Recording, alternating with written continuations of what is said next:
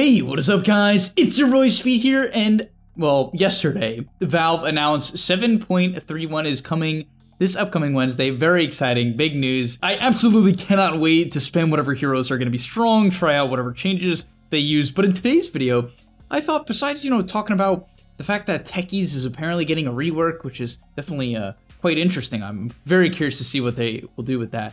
I wanted to talk about 6 ideas, or 6 of the main things that they're going to change in Dota outside of heroes, right? So obviously, hopefully the biggest set of changes are primarily to heroes and, what heroes are in the meta.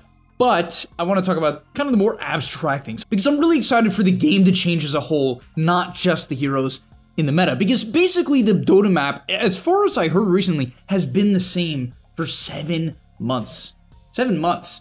Now, that's a long time. And so yeah, let's get into it. The first thing I want to say before before I get into it is, if Valve is hyping a patch, it's got to be good. Honestly, it's got to be good. If Valve is making a tweet about a patch, they are bringing attention to the patch. They want people to care about this patch. So I think them tweeting about it is a good sign for a big patch. By the way, guys, if you want to become absolutely broken, well, what you need to do is sign up to the GameLeap website down below right now. The reason why you should do that is because every single day we post a new video there. Content that you simply just will never get on YouTube, we post every single day to the website. It's really top tier stuff. I'm very proud of what I make over there. We also have other creators, many of my great friends who are top tier Dota players, creating guides about different heroes, different roles, different items, skill builds, talent builds, everything you need to know to get to the next rank. So if you feel a little bit lost, you're a little bit stuck, click the link down below. I'll see you guys there. And now let's get into the video. All right, number 1, a massive map change. Now, honestly, I've been thinking about what they're gonna do. Most of it's basically unpredictable, but one thing I think they will do, or in my head makes sense for them to do, is add another objective that incentivizes fighting from about the 10 to 20 minute mark. So if you guys have been watching Pro Dota as of late, well, that's kind of a big portion of Dota's revenue, traffic, just in general. It's a big deal for Dota, right? So often the game, the way it's updated is, yeah, it's partially for pubs, and pubs absolutely matter, but it's also largely changed for the metagame of the pros. Why? Because pub players will just enjoy changes in general. Pro players need the game to change fundamentally for the meta to change. So an instance of that is Bane at TI was very popular, right? And then now he's still mega popular, even though the hero got nerfed in one of the recent patches, because the game didn't really change. The meta didn't change, and the hero didn't get nerfed enough for that to really play a part in him getting kicked out of the meta. So I think for this massive map change, what I think they're gonna do, what I believe they even maybe should try or do, is make an objective in the side lanes, maybe the old side secret shops or side shops on the outer portions of the map. Have something like a neutral item spawn there, like an important neutral item, or more realistically, something like an extra 2 wards. I know this sounds crazy, but an extra 2 obs will spawn at the side shop at minute 15, right? Either team can pick them up. That would be huge. Or maybe an extra Tome of Knowledge, right? You can buy one in the shop at minute 10, and then maybe at minute 13 or 14, something around that time, a slightly stronger Tome of Knowledge gets spawned where the old side shops were. And this would be really cool to see how it would impact the map, because teams would have to decide, where are we going to allocate our resources? It would really make the game change in a profound way, a really cool way, where you would have to determine, okay, do we want to put heroes bottom to farm, put heroes mid to farm, or do we want to send a significant amount of resources to contest this mini drop, no matter how strong it is or weak it is at the side portions of the map. So I really feel like that could be a fascinating idea. Honestly, I really do believe that's even a reason why Valve should put me on their team. But all right, let's get into the next one. Number 2 is a heavy update to neutral items. So 2 in mind that come in mind for me that I don't necessarily think they should be removed but changed or nerfed, is at tier 1, I think Tumblr's toy is ridiculously powerful. I know a lot of people might disagree with me on this, but yeah, Tumblr's toy in particular, I think if used properly, is one of the best items. Even compared to tier 2 items, and that might seem insane, but this extra bounce of mobility, if used at the right time, can help you initiate, disengage, get over cliffs, so you farm faster. It's insanely versatile. I think the only reason why this item isn't currently regarded as busted is because people have a hard time using it in a way that makes it busted. So it's kind of like as if Invoker was really strong. Most people still couldn't make him good because, you know, the hero's hard. Another one is Chipped Vest at tier 1. I think this item is stupid. If you get this item on a hero like AM or PA, it just makes your game 10 times easier. Like, literally, you just kill camps, I would say like 20% faster, and you have infinite HP regen. So I think this item's kind of stupid. Another one is tier 2. I think Brigand's Blade is kind of ridiculous. Every time I see this item, if a hero is missing half their health, you have 50 bonus damage. You might be like, speed, that makes no sense. Well, it's 40, but then with the 10 damage added on. That is a plus 50 damage item with a 10 attack speed bonus 17 minutes into the game when they're only half HP, and it works against creeps. So it's like stupid good for farming as well.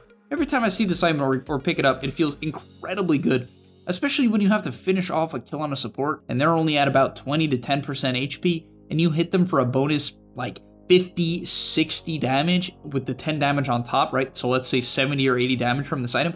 70 or 80 bonus damage. Like, you can get to that number with this item, which is kind of why it's quite crazy. So yeah, definitely expect some reworks.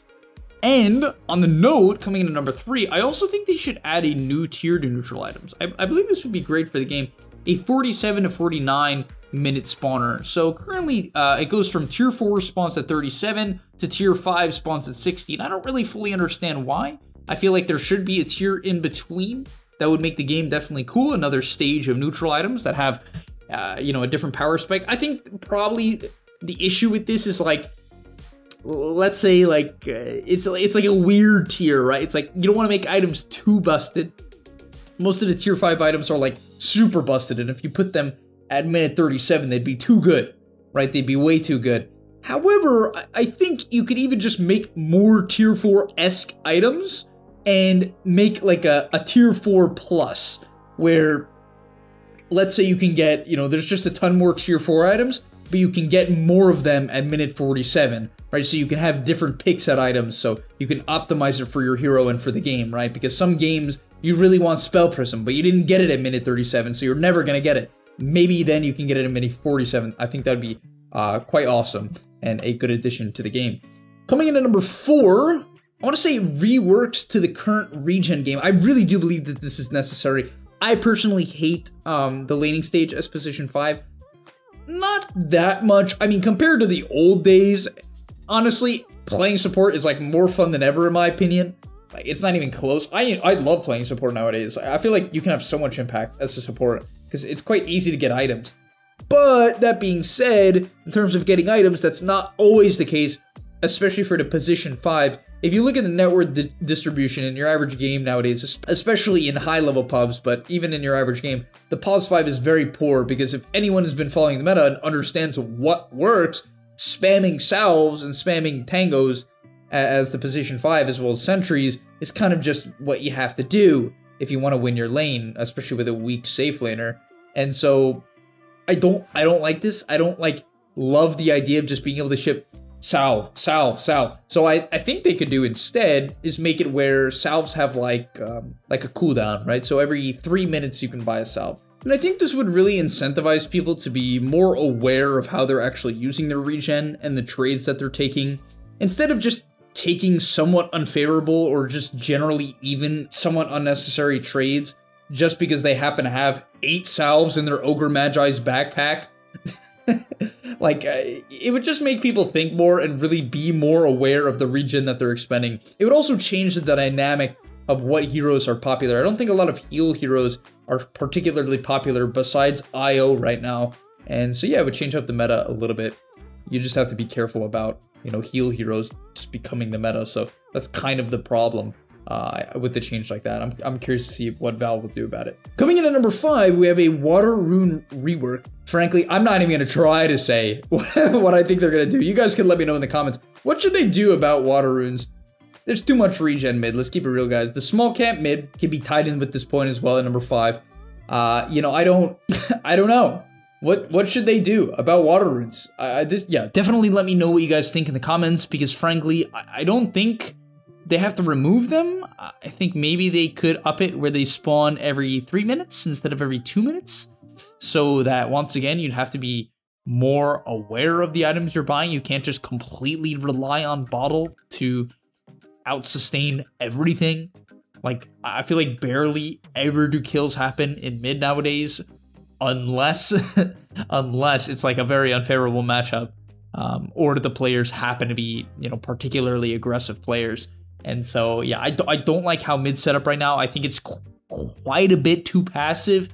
Like, literally the mid meta in most games, unironically, is shove mid, kill the small camp, contest a rune. Shove mid, kill the small camp, contest a rune. And you rinse repeat until you have a gajillion net worth and levels, and then you make a move when you're level like 8 or level 9, and the enemy safe laner is like 6 max, and you just run them over. And yeah, I don't like how mid setup. Coming in at number 6, and my last point of the video, is a buff to aura items. You know, the aura items I wanted to primarily talk about are Crimson and Pipe. Even Vlad's, I think, you know, you might be like, but it builds into Helm of Dom. It's like, yeah, but outside of that, does anyone actually build Vlad's? Very, very uncommon to see a Vlad's that isn't being turned into a Helm of the Overlord.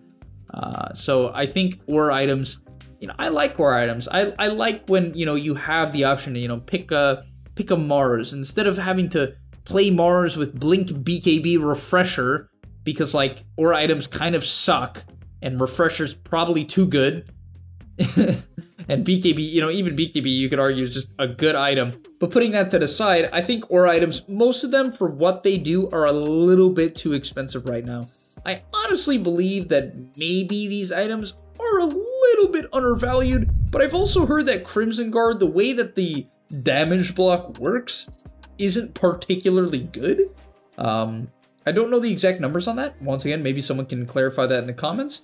But Pipe is way too expensive. I can tell you that for sure. The recipe being like, what is it, 1,600 gold is way too expensive, man. And the headdress, it's like, dude, the build-up is so bad. I mean, Hood of Defiance, great, right? It's like one of the best items in the game. But everyone who buys Hood basically just leaves it at Hood. And if you're thinking to yourself, oh, I really usually upgraded the Pipe, you probably should stop doing that. And a big part of that is like, it's very uncommon, especially at least at the pro level scene, to see a hero be able to get off like a really value 5-man pipe. And the thing is, if you buy a pipe, it severely limits your ability to split up the map.